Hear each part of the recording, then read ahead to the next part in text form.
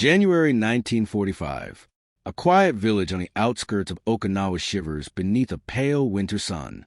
Smoke still lingers in the air from distant skirmishes, carrying the acrid scent of burned wood and scattered crops.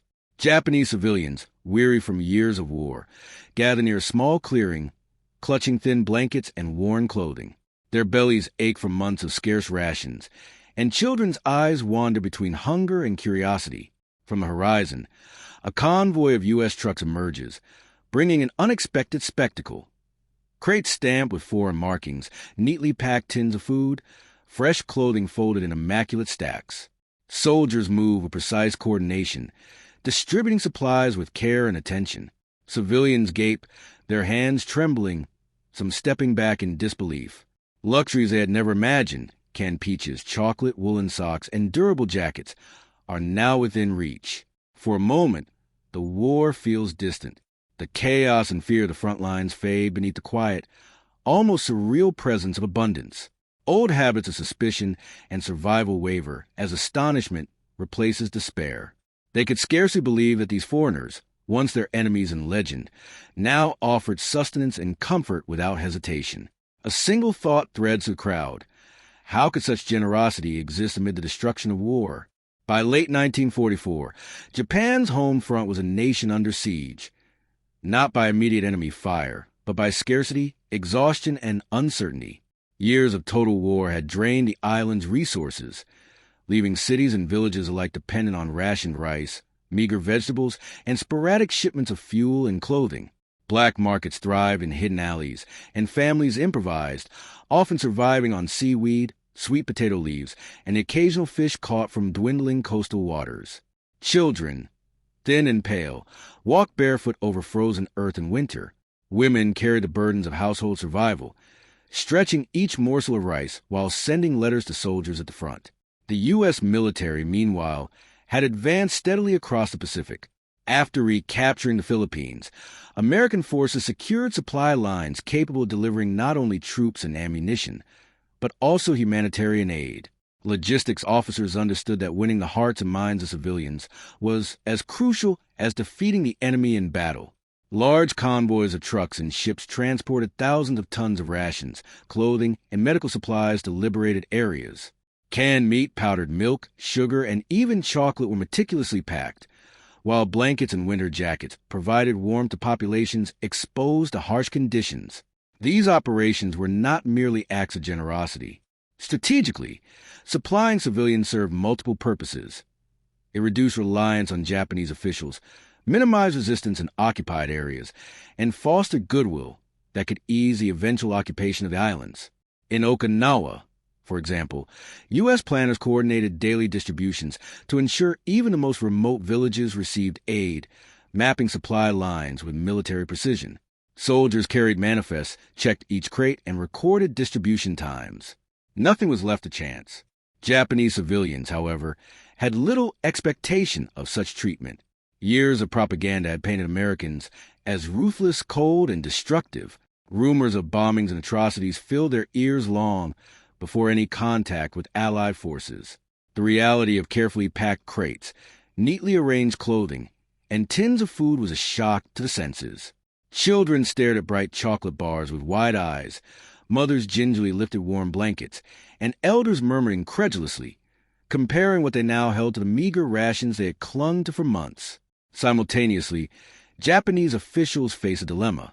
Resources were scarce, and the government struggled to maintain order amid shortages. When American supplies arrived, local authorities had little power to intercept them, nor could they prevent civilians from receiving the unexpected bounty. Some officials recorded their astonishment in reports. The efficiency of the American logistical effort, the sheer quantity of goods, and the unexpected kindness of soldiers toward civilians all contrasted sharply with the hardships imposed by their own government. Across the islands, this pattern repeated. Villages in the Ryukyu chain, coastal towns in Kyushu, and cities in Honshu experienced similar moments of astonishment. Each arrival of supplies was more than sustenance. It was a psychological revelation. Civilians began to see Americans not only as conquerors, but as organized, capable, and even humane. The juxtaposition was stark. While the Japanese government struggled to deliver minimal sustenance, the U.S. military brought what appeared to be abundance. By late January 1945, the stage was set for an extraordinary cultural and moral encounter. Civilians, conditioned for deprivation and wary of foreign soldiers, confronted a reality that defied expectation. This moment of astonishment, simple, human, yet profoundly impactful, would ripple through communities, influencing perceptions of the occupying forces long before the war formally ended. The question that emerged among these civilians was both practical and existential. How could a foreign army, engaged in relentless warfare, manage to provide such luxury while their own families starved? The answer lay not in chance or generosity alone, but in the meticulous planning, industrial capacity, and logistical genius of the United States military. This realization led naturally to the arrival of the first convoys, and to the civilians' initial interactions with rations and clothing, moments that would define both their perception of the Americans and the broader cultural narrative of liberation. The first convoys of American rations and clothing arrived in Japanese villages with a precision that seemed almost unreal to the civilians who witnessed them. Trucks rolled along narrow dirt paths, carrying crates stacked high with unfamiliar yet enticing goods. Each crate bore neat labels: canned meat, powdered milk, chocolate bars, and woolen socks. Soldiers moved swiftly, yet carefully, placing bundles on tables or passing them directly to waiting hands. There was no chaos, no confusion, only the deliberate rhythm of military efficiency. Villagers could hardly process what they saw. Mothers lifted tins of peaches and sugar, incredulous at their weight and abundance. Children clutched brightly colored wrappers, hesitant to eat in case it was a trick. Elders shook their heads at neatly folded jackets, marveling at their warmth. These were not the sparse, meager rations of wartime Japan. They were luxuries, unexpected tokens of care delivered by the very forces that had been enemies only weeks before. The soldiers, trained in both distribution and diplomacy, understood the importance of their actions. Each interaction was measured: a smile, a helping hand, a patient explanation. They ensured that every family received a fair portion, preventing disputes or resentment. Their actions contrasted sharply with the scarcity civilians had endured for years, reinforcing perception that the Americans were not merely conquerors, but organized, capable, and even considerate. For Japanese officials who monitored these interactions, the spectacle was equally astonishing. Reports noted their disbelief at the volume and quality of supplies, and the civility of American soldiers toward civilians. In towns where officials expected fear and resistance, they instead witnessed curiosity, gratitude, and cautious wonder. Some attempted to intervene, only to find that their authority was negligible against the meticulous planning of U.S. logistics. These moments carried symbolic weight as well. Civilians were confronted with the reality that the Americans' industrial and organizational power was unmatched. Factories in the United States produced and shipped food, clothing, and essentials on a scale Japan could not hope to match. Every crate was a testament to that capacity, a physical manifestation of the vast resources mobilized to support both military campaigns and humanitarian efforts. The reactions were immediate and visceral. In one small village, a mother unwrapped a chocolate bar, her eyes wide, while her children giggled in disbelief at the unfamiliar sweetness. Across the street, an elderly man held a warm blanket to his chest, murmuring, "I never imagined this." The juxtaposition of scarcity and abundance, of fear and relief, left an indelible impression on all who witnessed it. By mid-January 1945, word spread from village to village. Civilians who had initially been skeptical began to anticipate the arrival of American supplies. The novelty of the rations and clothing sparked conversations, awe and cautious excitement. Cultural norms, traditionally reserved, restrained, and wary of outsiders, bent under the weight of astonishment.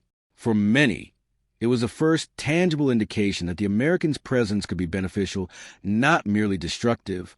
The stage was now set for deeper exploration. The human, technological, and strategic angles behind this extraordinary logistical achievement.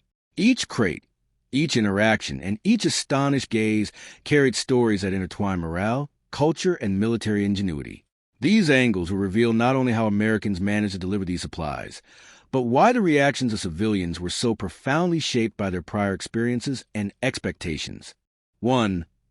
Human angle. Civilians' emotional reactions. For Japanese civilians, the arrival of American rations and clothing was nothing short of astonishing. Families who had subsisted on thin rice and root vegetables for months now faced crates brimming with unfamiliar, indulgent items. Children, their small hands trembling, held chocolate bars and tins of canned meat as a discovering treasure. Mothers carefully unfolded warm jackets, testing their weight and warmth, while elders stared in quiet disbelief at blankets thick enough to shield them from winter's chill. These emotional reactions were not superficial. They reflected the deep deprivation experienced across Japan in late 1944. Each smile, each gasp of surprise, was a break in the rhythm of war-induced despair. Civilians found themselves confronting a paradox. The same soldiers responsible for destruction in the Pacific were now providers of sustenance and comfort. This astonishment carried over into behavior.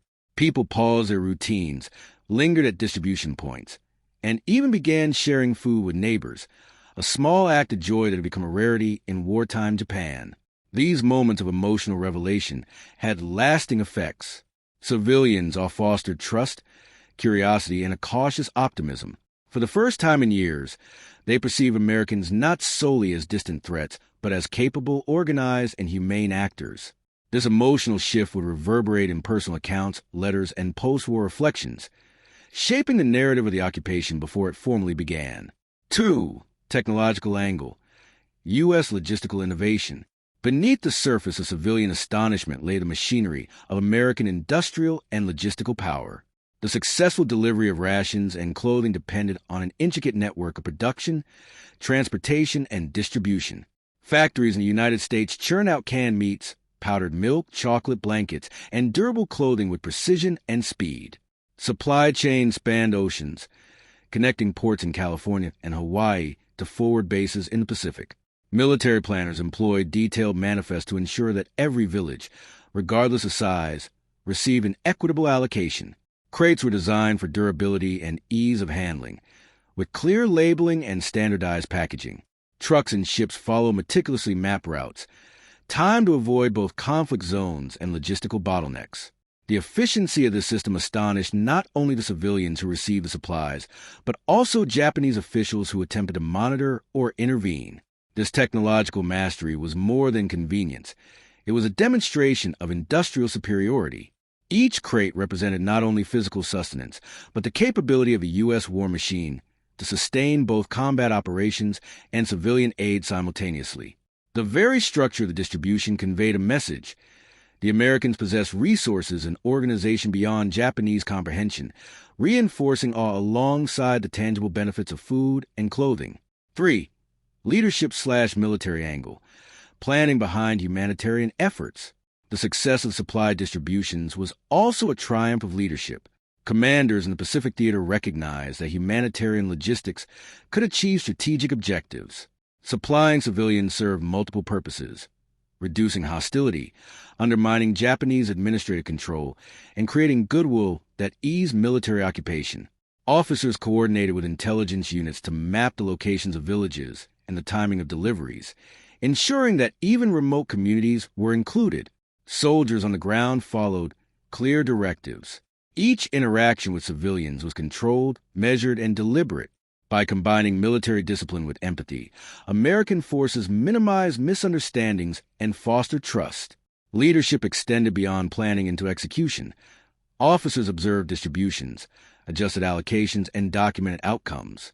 These decisions required both foresight and adaptability, balancing strategic goals with humanitarian impact. The results of this planning were immediate and tangible. Civilians received supplies efficiently, distribution points operated without incident, and reports highlighted positive reception. Leadership in this context demonstrated the broader philosophy guiding U.S. operations. Victory relied not only on defeating enemy forces, but on winning the psychological and moral dimension of warfare. For enemy POV, Japanese officials' disbelief. For Japanese authorities, the spectacle of American efficiency was deeply unsettling. Local officials, accustomed to controlling the flow of scarce resources, were forced to watch civilians receive far more than the meager allocations provided by the government. Some recorded their astonishment in confidential reports, noting that soldiers treated civilians with unprecedented courtesy and fairness. This reaction was not merely emotional. It reflected practical implications. Civilians who received American aid were less likely to resist or obstruct occupying forces. Officials recognized that the distribution of rations and clothing undermined traditional authority structures and challenged the narrative of inevitable American cruelty. In some cases, they attempted minor interventions, but the meticulous organization of U.S. logistics rendered such efforts ineffective. The psychological impact on Japanese officials was profound. They observed firsthand a level of planning, resource allocation, and moral discipline that contrasted sharply with their own government struggles. This realization deepened perception that the Americans were not only powerful but also strategically sophisticated, capable of combining military operations with humanitarian influence, a dual force the enemy could not easily counter. 5. Moral/cultural angle. Impact on civilian perceptions. The arrival of American rations and clothing was more than a physical relief. It was a profound cultural encounter. For civilians, the luxury and care demonstrated by U.S. soldiers challenged preconceived notions shaped by years of propaganda and fear. Mothers and children, accustomed to austere meals and worn clothing, could scarcely comprehend the attention to detail. Every item clean, neatly packaged, and thoughtfully allocated. This exposure reshaped their perception of the Americans. Civilians began to associate the enemy not solely with destruction, but with organization, reliability, and even moral consideration. Simple gestures, offering blankets, distributing chocolate to children, or assisting elders with heavy crates, created lasting impressions. Letters and diaries from the period reflect a combination of disbelief, gratitude, and cautious admiration. This cultural awakening played a subtle yet important role in the psychological landscape of wartime Japan, softening hostility and fostering a willingness to accept foreign presence under structured conditions. The moral dimension also extended to community behavior. Villagers shared supplies, offered hospitality to soldiers where possible, and engaged with the new reality in ways that reflected both curiosity and respect. These small acts amplified the psychological impact of the distribution, creating a ripple effect of cultural awareness that transcended individual interactions. 6. Tactical angle. Strategic purpose behind civilian aid. While civilians experienced wonder and relief, U.S. military planners understood that these distributions also served tactical purposes. By ensuring that Japanese populations received food, clothing, and medical care, American forces reduced potential unrest behind the front lines. Stability in occupied areas allowed troops to focus on ongoing military operations without being diverted by civil disturbances or guerrilla activity. The careful orchestration of supply drops also served as a subtle psychological weapon. Observing the Americans' capacity for efficiency and generosity demonstrated the superiority of U.S. organization and resources. Enemy forces could not ignore the contrast between American abundance and Japanese scarcity. For planners, this was an extension of strategic influence. The war was fought not only on battlefields, but in the hearts and minds of civilians, whose cooperation could determine the smooth execution of operations. Each convoy, every crate, and the disciplined conduct of soldiers were components of a broader strategy. The combination of tactical foresight and humanitarian action created a dual impact: immediate relief for civilians and a long-term advantage in terms of public perception, compliance, and morale. In this way, the physical act of delivering supplies became inseparable from its psychological and strategic consequences. 7. Psychological angle. Long-term civilian reactions, optional, 250 words. Beyond immediate astonishment, the long-term psychological impact on civilians was significant. Experiencing abundance after years of deprivation fostered a sense of trust in the Americans and weakened ingrained fears. Civilians began to anticipate aid, adapting their routines to participate in distributions. This subtle shift in behavior demonstrated both relief and curiosity, showing that perception and expectation could be influenced by consistent, organized action. Historians note that these interactions played a role in shaping post-war attitudes. Civilians who witnessed American efficiency and kindness were more receptive to occupation policies and reconstruction efforts, forming a bridge between wartime trauma and post-war recovery. In effect, the strategic distribution of supplies became a lasting component of U.S. influence, beyond mere logistics. March 1945. The island of Okinawa lay scarred by months of battle. Smoke from shattered villages mingled with the salty tang of the surrounding sea. Civilians huddled in makeshift shelters, their eyes reflecting both fear and curiosity. News had spread that American convoys would soon arrive, yet the reality of the approaching trucks and crates exceeded all expectations.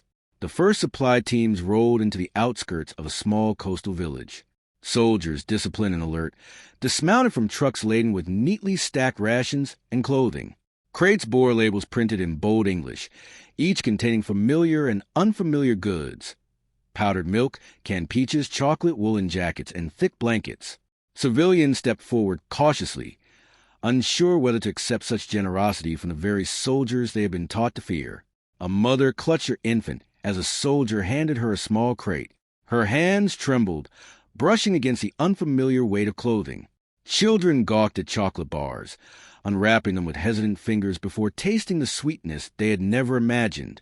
Elderly villagers unfolded blankets, testing the warmth, while younger women compared woolen jackets to the tattered garments they had worn through harsh winters. Observers recorded the astonishment in detail. They could scarcely believe their eyes, noted a U.S. officer, keeping a careful log of civilian reactions. Japanese officials, forced to oversee the distribution, murmured in disbelief. For months, scarcity had defined every household. Now, abundance arrived on wheels, distributed with military precision and human care. The juxtaposition was striking. Beyond the initial shock, subtle psychological shifts occurred. Civilians began to trust the Americans, forming an immediate bond of cautious gratitude. Conversations rose around the crates. Mothers discussed recipes using canned goods. Children compared the textures of chocolate and rice. Elders marveled at the warmth of jackets and blankets. Small acts of generosity, such as sharing chocolate with neighbors or offering blankets to the sick, multiplied the impact. The effectiveness of this distribution reflected meticulous planning. U.S. logistics teams had coordinated timing, routes, and personnel, ensuring that each village received a proportional share. Soldiers documented each interaction, noting both numbers and emotional reactions. Civilians who initially hesitated were soon participating, creating a sense of community and cooperation that had been absent for years. For Japanese officials, the scene was both humbling and alarming. Reports noted that the orderly distribution and disciplined behavior of American soldiers contrasted sharply with the struggles of Japanese authorities to provide even minimal supplies. Civilians, witnessing this efficiency, began questioning the competence and fairness of their own administration. The psychological ramifications were immediate. Fear began to give way to curiosity, and distrust softened into cautious observation. The first convoys marked a turning point. Civilians had moved from astonishment to engagement. Simple gestures, a soldier offering guidance on how to open a tin of food or helping a mother lift a crate, created trust. The tactile experience of abundant rations, combined with a visual confirmation of organization and fairness, produced a lasting impression. For the first time in years, these communities felt that the war could bring not only danger but also relief. As the sun set over Okinawa, casting long shadows across the village, the impact of the supplies extended beyond immediate nourishment. Civilians carried blankets home. Children tucked chocolate into pockets, and elders whispered about the stark difference between American generosity and their own government scarcity. This intersection of resource, culture, and psychology created a moment that would echo throughout the island. The stage was now set for wider distribution, where the full magnitude of the U.S. logistical effort and the civilians' reactions would define the turning point of this extraordinary humanitarian and strategic endeavor. By April 1945, the scale of U.S. supply operations had expanded far beyond a single village. Convoys moved across Okinawa and nearby islands, reaching towns and hamlets that had previously been isolated from both the front lines and Japanese administrative oversight. Trucks and jeeps carried crates stacked high with canned goods, powdered milk, chocolate, clothing, and blankets. Each arrival was preceded by disciplined soldiers, uniforms neat, movement precise, every action planned to avoid confusion and maintain order. Civilians, initially tentative, now gathered in anticipation. Parents clutched children close as the vehicles rolled in, eyes scanning the crates in disbelief. Elderly villagers, who had weathered years of deprivation, slowly approached, testing the reality of warmth and sustenance. The sight of woolen jackets, blankets, and tins of peaches created an almost surreal atmosphere. Children's laughter, rare and fragile after months of hardship, filled the air as they unwrapped chocolate bars or received new clothing. Soldiers worked systematically. Crates were opened, contents verified, and distributed equitably. Teams recorded quantities and ensured that each household received its fair share. The meticulous precision of the operation impressed both civilians and observers alike. No one was overlooked, no family bypassed, and no confusion arose, an extraordinary feat in a landscape still scarred by war. The psychological impact deepened with every passing day. Civilians began comparing their past hardships with the current reality. Mothers marveled at the nutritional value of canned goods. Elders felt the warmth of jackets that seemed almost luxurious compared to their tattered garments. For children, chocolate and sweetened milk were unfamiliar pleasures, an indulgence previously unimagined. The contrast between scarcity and abundance created awe, gratitude, and a subtle transformation in perception. Americans were not merely invaders. They were organized, capable, and surprisingly considerate. Japanese officials, forced to monitor these operations, were left both astonished and unnerved. Reports recorded disbelief at the volume and quality of supplies, the orderliness of distribution, and the soldiers' respectful interactions with civilians. This efficiency contrasted sharply with the limitations of their own administration. While Japanese authorities had struggled to provide even minimal rations, Americans delivered abundance consistently. For the first time, officials were confronted with the tangible proof of a foreign power's capacity for both logistical mastery and humane action. Across multiple towns, civilians began to anticipate supply convoys, marking distribution points with excitement and curiosity. Mothers discussed cooking methods for unfamiliar foods, elders shared blankets with neighbors, and children compared chocolates or inspected clothing for warmth and fit. The initial shock evolved into engagement, fostering trust and cooperation. For weeks, villages witnessed a remarkable blend of order, generosity, and psychological transformation. Strategically, the effect of these operations was profound. Civilians, reassured by consistent, fair treatment, became less susceptible to coercion or propaganda from Japanese authorities. Communities that might have resisted occupation instead collaborated willingly, guided by necessity but influenced by the organized care of U.S. forces. The combination of nourishment, comfort, and humane interaction created a bridge between military action and social stability, demonstrating the subtle power of logistical excellence in wartime. Soldiers, aware of the broader implications, noted the significance of each distribution. Journals recorded interactions, civilian reactions, and behavioral changes. In some areas, children followed convoys on foot, anticipating the next delivery. In others, villagers collectively expressed gratitude through small gestures, bows, smiles, and quiet conversations. These moments, seemingly minor, were cumulative. The repetition consistent. Fair treatment reinforced the perception of Americans as disciplined and humane.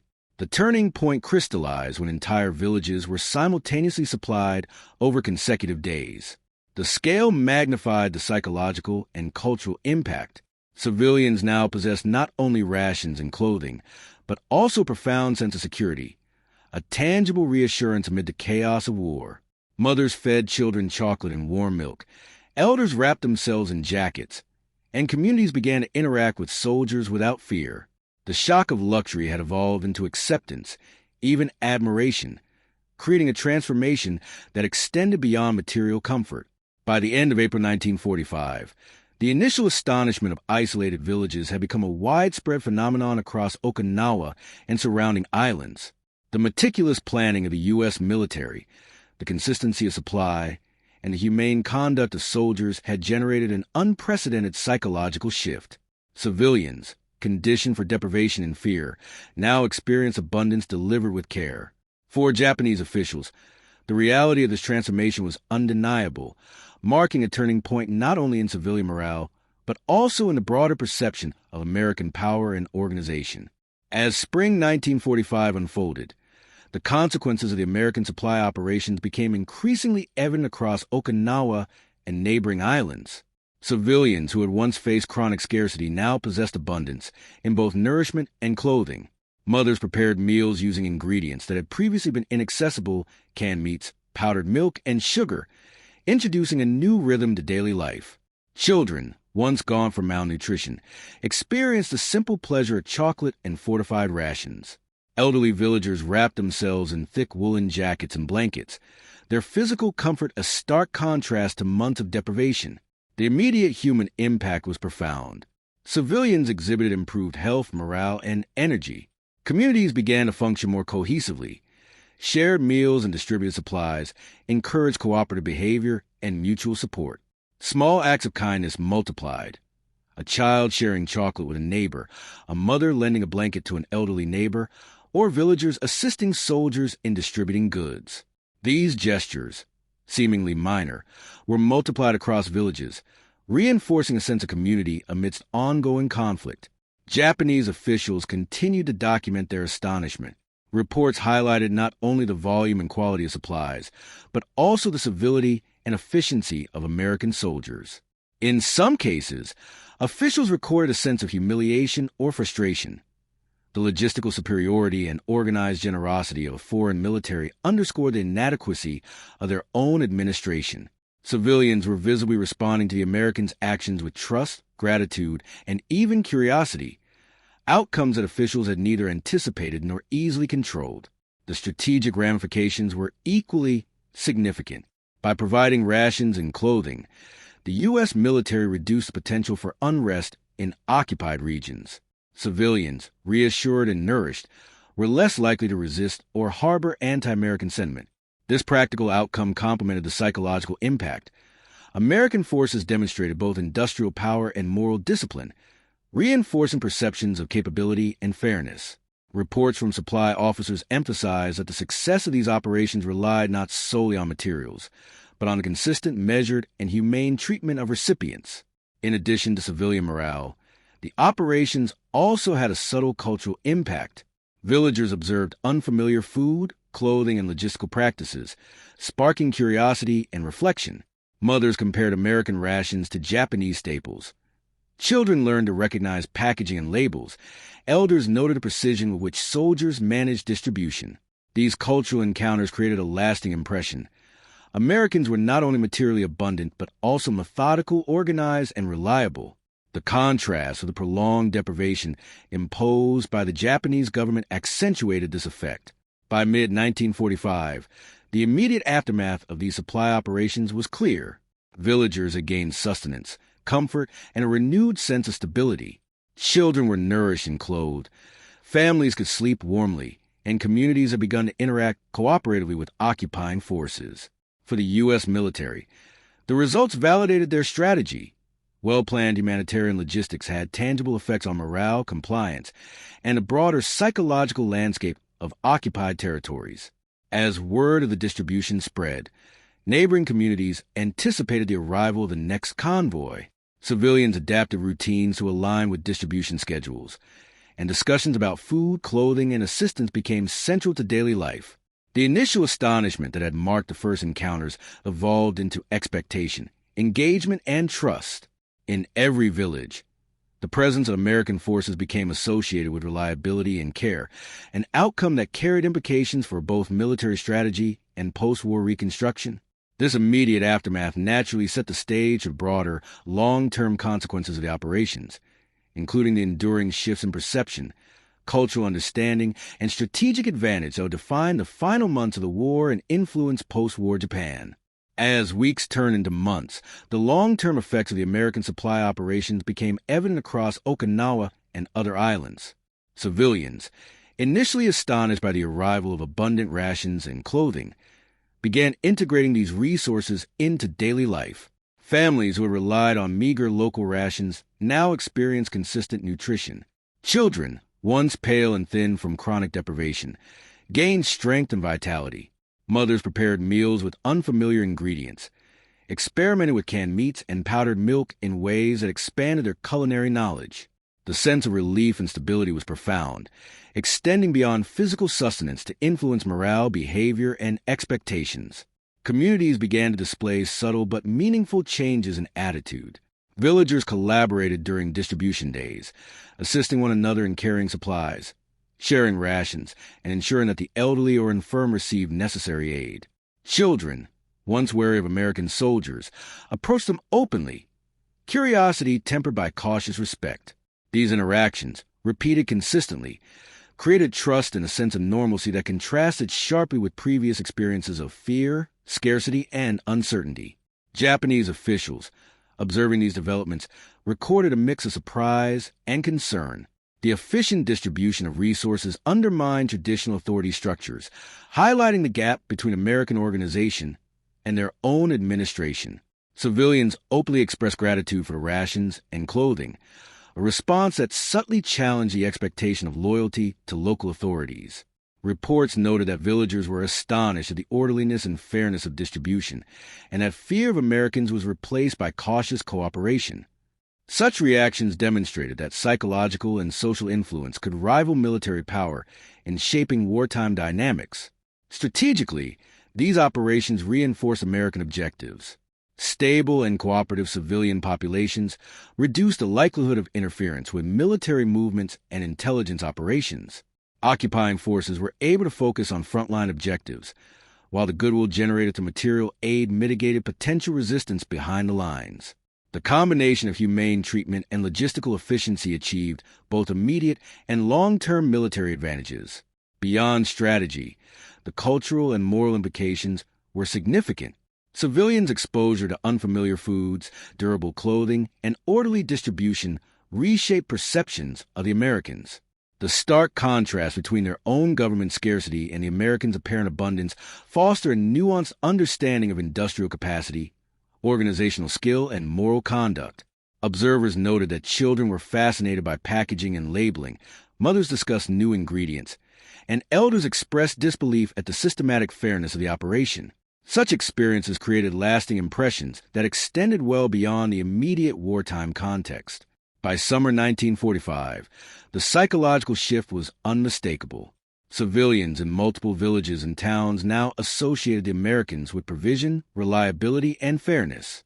The initial shock of luxury had matured into trust and expectation, creating a profound transformation in the perception of occupying forces. These outcomes extended into post-war interactions. Communities that had experienced consistent aid were more receptive to rebuilding efforts, civil administration, and the broader American presence in Japan. The operations also left an enduring historical footprint. Journals, reports, and later memoirs recorded the astonishment and gratitude of civilians, highlighting the remarkable scale, efficiency, and humanity of the supply efforts. The combination of industrial capacity, logistical precision, and ethical conduct created a model for integrating humanitarian support into military strategy, demonstrating that the provision of essential resources could simultaneously achieve operational and moral objectives. In this aftermath, the war was not only measured by battles won or territories seized, but also by the quiet transformation of civilians' lives. The luxury of rations and clothing, once unimaginable, became a symbol of American capability, generosity, and strategic insight.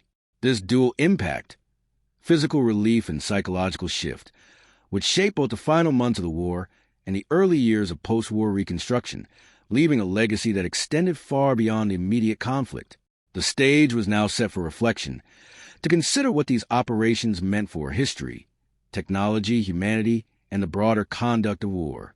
The transformation of civilians' perception, the demonstration of logistical mastery, and the subtle moral influence all converge into a singular lesson, that the human dimension of war, when addressed thoughtfully, can be as decisive as any battlefield victory. The story of Japanese civilians encountering the luxury of American rations and clothing supplies is more than a footnote in the annals of war. It is a testament to the power of planning, humanity, and logistics. In the midst of destruction, fear, and deprivation, the simple act of delivering nourishment and warmth reshaped perceptions, behaviors, and expectations. Civilians, conditioned for scarcity and uncertainty, were confronted with abundance, order, and care. Their astonishment reflected both the deprivation they had endured and the scale of American industrial and military capability. These operations revealed profound truth. Warfare is not solely about weapons, territory, or strategy. It is also about the human dimension. A meticulously organized convoy, crates of food, and neatly folded blankets could influence morale, loyalty, and perception in ways that artillery or bombs could not. American soldiers, executing their orders with precision and respect, became conduits for both material relief and psychological transformation. Civilians saw not only abundance but discipline, fairness, and reliability, creating a bridge between former enemies built on trust and tangible aid. Beyond immediate effects, these efforts left enduring cultural and historical imprints. Villagers remembered chocolate-powdered milk and warm jackets not merely as items, but as symbols of a foreign power's capability, empathy, and foresight. Japanese officials recorded the events with astonishment, aware that such efficient, humane distribution contrasted sharply with their own limitations. The psychological and moral impact rippled beyond the battlefield, shaping attitudes that would influence the post-war era and Reconstruction.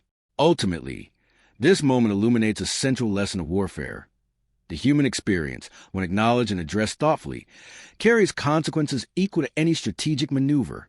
Victory is measured not only in territory or enemy casualties, but also in the hearts and minds of civilians touched by deliberate action.